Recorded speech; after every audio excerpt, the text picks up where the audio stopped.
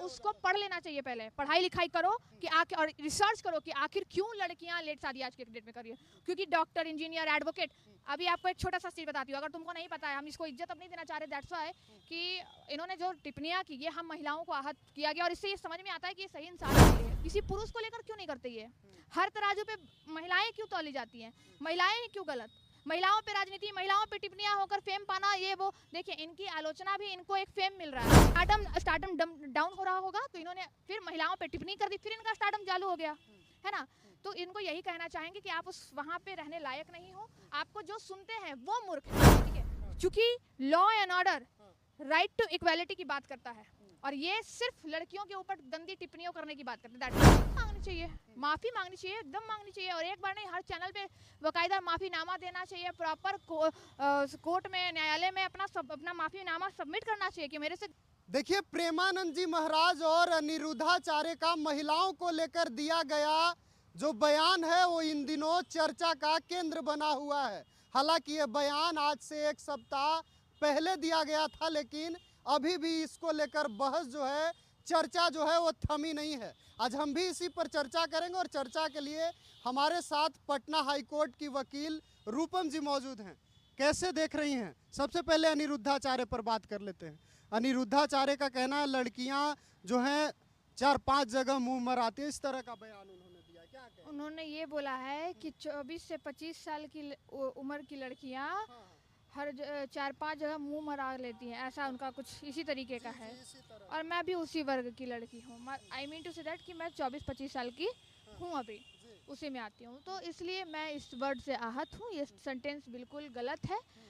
आप क्या बोल रहे हो, आप पब्लिक फेम हो, पब्लिक फिगर हो, और आपको क्या बोलना चाहिए, you never know and you forget it कि आप एक प्रवचन क्या बोलते हैं उसको, प्रवचन करता है, और आप प्रवचन करता होते रहते रहते आप कहाँ से क्या बोल जाते हैं, आपको इसका ज्ञात नहीं है। आप या तो सिर्फ पैसा कमाने के लिए प्रवचन करता हो, है ना, तो आप ये काम छोड़ दो। क्यों? क्योंकि आपके ऊपर यह टिप्पणियां जो आपने की, इससे यह साबित होता है कि आप उस लायक नहीं हो। आप गौ सेवा करते हो, तो क्या है फिर अनिरुद्धाचार्य अगर उस लायक? मैं वही बता रही हूँ, आप गौ सेवा करते हो, बहुत अच्छी बात है। आप वृद्धाश्रम खोले हुए हो, बहुत अच्छी बात है। इट डजंट मीन कि आप सही इंसान हो। आपका यह टिप्पणी बता दिया। आप इतना पैसा कमाते हो तो आपको गौ सेवा और वृद्धाश्रम खोलना ही चाहिए, अनाथालय खोलना ही चाहिए, क्योंकि वह पैसा आपका नहीं है, वो पैसा हम जनताओं का है, जो आपके पास जाकर आपका प्रवचन सुनते हैं और आप उसका पैसा लेते हैं। और तभी आप आज अनिरुद्धाचार्य बने, है ना, नहीं तो आपको कौन जानता था, कुत्ता भी नहीं जानता था। वो सब तो ठीक है, उन पे क्या बड़ी सजा भी हो सकती है? महिला का अपमान है। बिल्कुल एक महिलाओं का अपमान किया, और हर महिला को एक तराजू में इन्होंने तौलकर यही कहा। इन्होंने ये भी नहीं कहा कि कुछ महिलाएं ऐसी, इन्होंने सीधा ये बोला कि 24 से 25 साल। इन्होंने कहा कि शादी जो है लेट से होता है तो स्वाभाविक है कि कई जगह संबंध। अच्छा, ऐसा है क्या? पढ़ लड़की, आज लड़कियां, मैं भी पढ़ रही हूँ, लिख रही हूँ, काम कर रही हूँ, 25 साल में शादी होता है, पहले उसको पढ़ लेना चाहिए पहले, पढ़ाई लिखाई करो कि आखिर, और रिसर्च करो कि आखिर क्यों लड़कियां लेट शादी आज के डेट में कर रही है। क्योंकि डॉक्टर, इंजीनियर, एडवोकेट, अभी आपको एक छोटा सा चीज बताती हूँ, अगर तुमको नहीं पता है, हम इसको इज्जत अब नहीं देना चाह रहे, दैट्स व्हाई कि इन्होंने जो टिप्पणियां की, ये हम महिलाओं को आहत किया गया, और इससे ये समझ में आता है कि ये सही इंसान नहीं है। गौ सेवा करते हैं, बहुत पूजनीय है वहाँ पे। वृद्धाश्रम इन्होंने खोला, बहुत पूजनीय है वहाँ पे। कृष्णा जी के भक्त है, बहुत पूजनीय है वहाँ पे। बट जब इन्होंने ये स्टेटमेंट जारी किए, किसी पुरुष को लेकर क्यों नहीं करते ये, हर तराजू पे महिलाएं क्यों तौली जाती हैं, महिलाएं क्यों गलत, महिलाओं पे राजनीति, महिलाओं पे टिप्पणियां होकर फेम पाना, ये वो। देखिए इनकी आलोचना भी, इनको एक फेम मिल रहा है, आप समझो। तो क्या कहेंगे? स्टार्टम डाउन हो रहा होगा तो इन्होंने फिर महिलाओं पे टिप्पणी कर दी, फिर इनका स्टार्टम चालू हो गया, है ना। तो इनको यही कहना चाहेंगे कि आप उस वहाँ पे रहने लायक नहीं हो, आपको जो सुनते हैं वो मूर्ख हैं, जो मैं एकदम साफ कहती हूँ।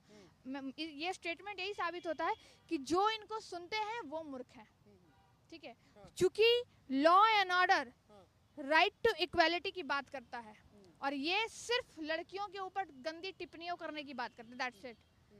यानी आप एक चीज समझो ना, एडवोकेसी करने में आफ्टर 12 पहले 5 साल का लॉ करो, फिर उसके बाद 2 साल का मास्टर्स करो, कितना साल बीता? यानी आप गुस्से में अनिरुद्धाचार्य के बयान? गुस्से मैं वो है क्या कि मैं उससे गुस्से रहूंगी या कुछ रहूंगी।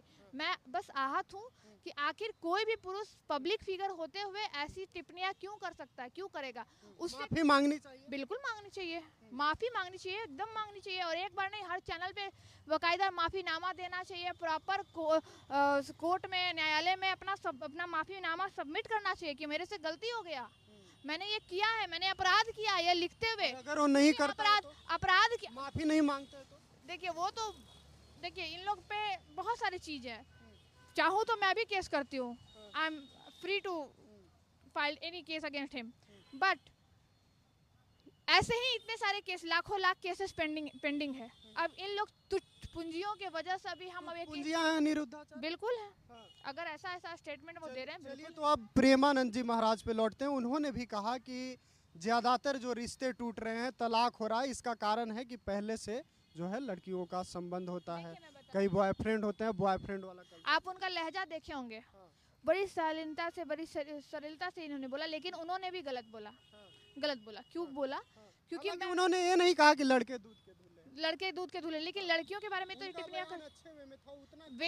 देखिए वे कुछ भी हो प्रॉपर, बट यस अगर ये स्टेटमेंट है कि लड़कियां 3-4 जगह इस तरीके से करके आ रही हैं, तभी लेट शादी कर रही हैं, ऐसा कुछ नहीं है। लड़कियां पढ़ रही हैं, लड़कियां बढ़ रही हैं, लड़कियां लड़कों से कंधे मिला रही हैं। आप देखो ना, बड़े बड़े एडवोकेट जो हैं, जिनको बड़ा एडवोकेट बनना है, उनकी शादी 45 साल में होती है।